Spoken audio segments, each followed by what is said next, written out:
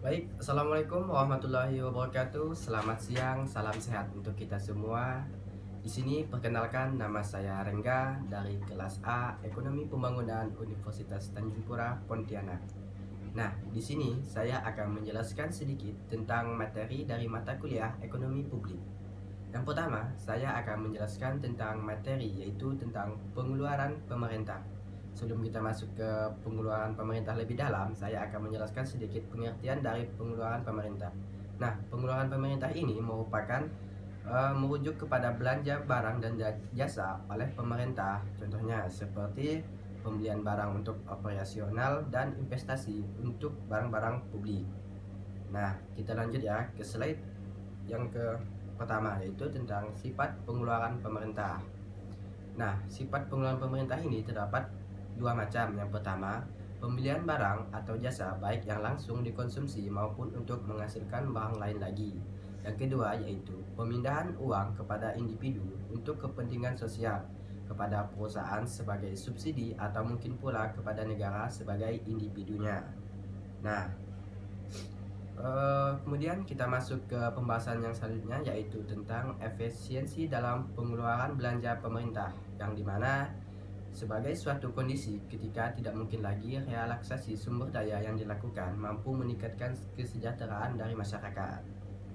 Oke, next, itu tentang efisiensi itu terbagi menjadi 4. Yang pertama ada keadilan, dan ada efisiensi ekonomi, dan ada kebapakan, dan yang keempat ada kebebasan dari perorangan. Next. Oke, lanjut lagi ke pembahasan berikutnya, yaitu tentang kebijakan dari subsidi. Nah, salah satu bentuk pengeluaran pemerintah dapat berupa transfer atau subsidi yang sering pula diartikan sebagai pajak yang negatif. Di sini saya mengambil satu contoh, yaitu contohnya itu beras atau pangan kepada para pegawai dengan tujuan untuk membantu para pegawai. Di samping itu ada tujuan lain, yaitu tercapainya stabilitas harga beras itu sendiri. Oke, mungkin itu saja materi dari pengeluaran pemerintah. Kita lanjut ke materi selanjutnya, yaitu tentang penerimaan pemerintah. Tadi kan pengeluaran, ini merupakan penerimaan pemerintah, yaitu pajak dan bukan pajak. Oke, langsung saja kita masuk ke yang pertama, fungsi pajak.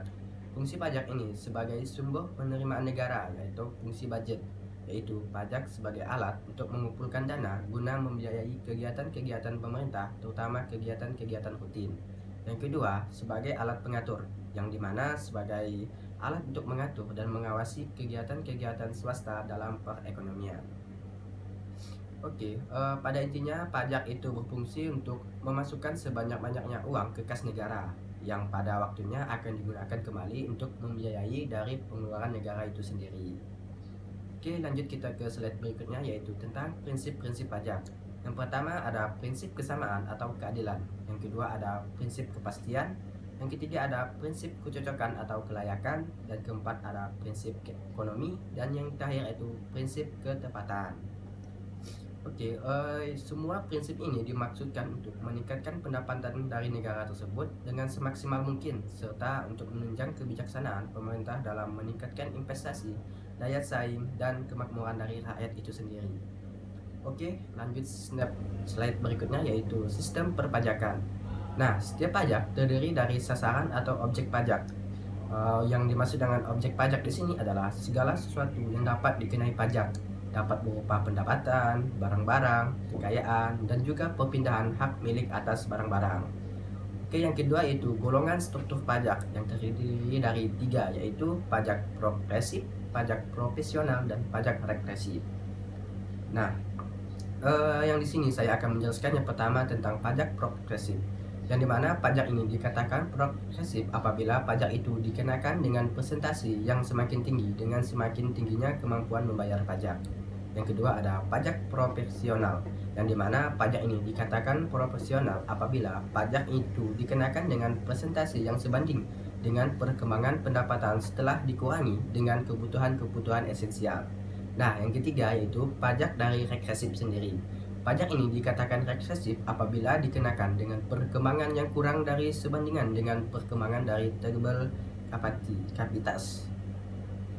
Oke, itu merupakan materi dari penerimaan pemerintah atau pajak dan non pajak di sini. Kita akan lanjut ke pembahasan materi yang selanjutnya, yaitu tentang pengaruh pajak terhadap perekonomian, yang dimana pajak ini berperan penting dalam ekonomi negara. Nah, lanjut saja ke slide berikutnya, yaitu tentang pengaruh pajak terhadap perekonomian, yang dimana terdapat 3, yaitu pengaruh pajak terhadap produksi, pengaruh pajak terhadap komposisi produksi, dan yang terakhir pengaruh pajak terhadap distribusi pendapatan. Nah, di sini saya akan mengerjakan pengaruh pajak terhadap produksi terlebih dahulu. Pengaruh pajak terhadap produksi dapat dibagi dalam pengaruhnya terhadap produksi sebagai keseluruhan, yaitu pengaruh pajak terhadap kemampuan dan kemauan untuk bekerja, menabung, dan berinvestasi. Kemudian ada pengaruh pajak terhadap komposisi produksi, yang dimana pajak ini dapat mengakibatkan adanya penyimpangan dalam penggunaan faktor produksi, yaitu penggunaan yang seharusnya dapat menghasilkan produksi yang maksimum menuju ke arah penggunaan yang menghasilkan produksi yang lebih sedikit atau minimum. Nah, yang ketiga yaitu pengaruh pajak terhadap distribusi pendapatan. Pada umumnya, tujuan pembangunan suatu negara adalah meningkatkan pendapatan nasional per kapita, penciptaan lapangan kerja, dan distribusi pendapatannya lebih merata, dan keseimbangan dalam neraca pembayaran internasional. Oke, mungkin itu aja pembahasan dari materi itu, dan kita lanjut ke materi selanjutnya, yaitu tentang kebijakan fiskal. Nah, sebelum kita lanjut ke kebijakan fiskal, saya akan menjelaskan sedikit asal mula dari kebijakan fiskal. Yang dimana asal mula kebijakan fiskal itu adalah kesadaran terhadap pengaruh pengeluaran dan penerimaan pemerintah menimbulkan gagasan untuk segala mengubah-ubah pengeluaran dan penerimaan pemerintah guna untuk mencapai kestabilan dari ekonomi itu sendiri. Oke, next. Nah, slide ini yaitu tentang macam-macam kebijakan fiskal yang terdapat 4. Yang pertama, pembiayaan fungsional, pengelolaan anggaran, stabilisasi anggaran otomatis, dan anggaran belanja seimbang.